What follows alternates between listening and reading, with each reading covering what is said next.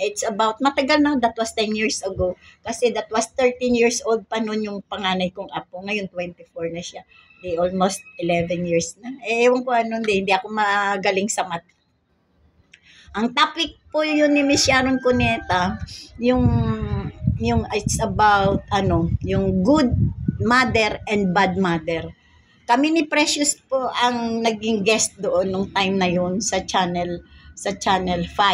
Yan, that was Channel 5. Si Precious po ang nag-ano doon sa mother niya na bad nga yung mother niya. Ako naman yung good mother.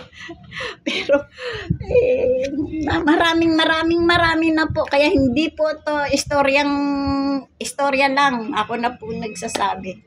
Dito po tayo magsisimula kay SPO4, kay retired SPO4 Manuel de los Santos. Bye-bye po. Bye-bye po. At hahalongkatin ko po muna yung mga dokumento na kung bakit nandito siya sa akin. Bye-bye po. Ako po talaga very much single ako Very much single. Wala po ako.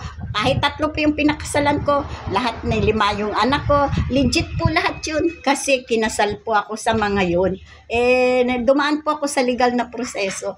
Pero sa ngayon, talagang very much single po ako. Bye-bye po. Bye-bye.